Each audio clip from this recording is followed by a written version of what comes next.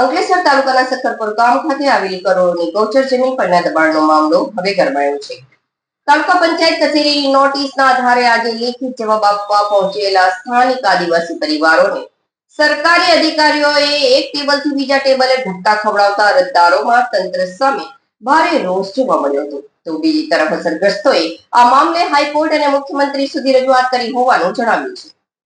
સક્કરપુર ગામમાં આવેલા ખાતા નંબર 231 અને 481 હેઠળના સર્વે નંબર 400 અને 397 એક વાળી ગૌચરની જમીન પર બિનઅધિકૃત ખેડાણ કરી કબજો કરાવવામાં આવ્યો હોવાની ફરિયાદ ઉઠી છે. આ મામલે તાલુકા પંચાયત કચેરી દ્વારા દિનેશ પીરુભાઈ વસાવા, ધીરજ ચંદુભાઈ વસાવા, સંદીપ બાબુભાઈ વસાવા અને જગદીશભાઈ સનાભાઈ વસાવાને નોટિસ પાઠવી ગુનો દાખલ કરવા સુધીની ચીમકી આપવામાં આવી હતી. જેના પગલે ગત 14 મે 2026ના રોજ નિયમ અનુસાર DILR કચેરી દ્વારા સ્થળ પર માપણી કરી પંચોની રૂબરૂમાં દબાણ દૂર કરાયું હતું. ગ્રામ પંચાયત દ્વારા ગૌચર જમીનમાં દબાણ કરવું નહીં તેવા બોર્ડ પણ લગાવવામાં આવ્યા હતા. જોકે તંત્રનો આરોપ છે કે બોર્ડ માર્યા બાદ પણ ફરીથી ગૌચરની જમીન ખેડીને દબાણ કરવાનો પ્રયાસ કરાયો હતો.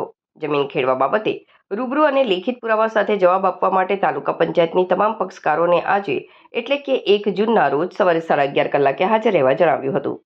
સમયસર કચેરીએ પહોંચે વસાવા પરિવારના સભ્યોએ આક્ષેપ કર્યો હતો કે જવાબ લેવાને બદલે તાલુકા પંચાયતના અધિકારીઓ તેમને એક ટેબલથી બીજા ટેબલ પર ધક્કે ચડાવ્યા હતા. વહીવટી તંત્રના વર્તનને કારણે કચેરી પરિસરમાં જ અરજદારોનો રોષ ફાટી નીકળ્યો હતો. આ મામલે દિનેશ વસાવા અને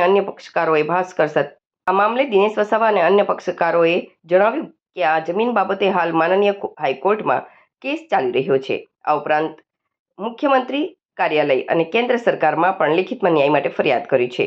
તંત્ર દ્વારા માત્ર હેરાનગતિ કરવાના હેતુથી આવી કાર્યવાહી કરવામાં આવી રહી છે. આ વિવાદ હવે કાનૂની અને રાજકીય રંગ પકડી રહ્યો છે. ત્યારે તાલુકા પંચાયત આગામી દિવસોમાં શું પગલાં ભરે છે તેના પર સૌની નજર મંડાયેલી છે. હું એસી દિનેશભાઈ પીરુભાઈ, જોરથી બોલજો.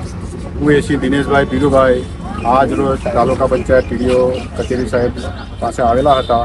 અમને જે નોટિસ મળેલી હતી કે ભાઈ તમારે જે કંઈ જંગલ જમીન ખેડો છો એના માટેના કોઈ આધાર પુરાવા તમારે રજૂ કરવા એ બાબતથી અમે ટપાલ લઈને આવેલા હતા. TDO સાહેબે મળ્યા. TDO સાહેબે કોઈ પ્રત્યુત્તર ન આપતા TDO સાહેબે કીધું કે ભાઈ તમે સર્કલ સાહેબને મળો. સર્કલ સાહેબને અમે મળ્યા. સર્કલ સાહેબે પણ એવું કીધું કે તમે પ્રાંત સાહેબને મળો. અને અમે અગાઉ પણ 6 મહિના અગાઉ કે 8 મહિના અગાઉ રાષ્ટ્રપતિ સાહેબને આપેલું છે, રાજ્યપાલશ્રીને આપેલું છે, સુપ્રીમ કોર્ટને આપેલું છે, સુપ્રીમ કોર્ટને બધા હાઈકોર્ટને આપેલું છે, કલેક્ટર સાહેબને ભરૂચ આપેલું છે, અધિક્ષક સાહેબ પોલીસ અધિક્ષક સાહેબને ભરૂચમાં આપેલું છે, મામલતદાર સાહેબને આપેલું છે, પણ એનો અમને કોઈ જવાબ મળ્યો નથી. અને એ બધું પેન્ડિંગ અરજીઓ ત્યાં કોર્ટમાં પડેલી છે જે તે કચેરીઓમાં, એનો કોઈ જવાબ મળ્યો નથી. અને આ જે તાલુકા પંચાયત કચેરી છે એમને એક તરફી અમારો કાર્યવાહી કરેલી છે. અને અમે આદિવાસી છે અને અમને એક એના પ્રત્યે એક માનસિક ત્રાસ આપી રહેલા છે અને કોઈ વ્યવસ્થિત જવાબ આપતા નથી. આનો કોઈ સત્વરે કોઈ અમને જવાબ મળે એવી કોઈ કરવા વિનંતી.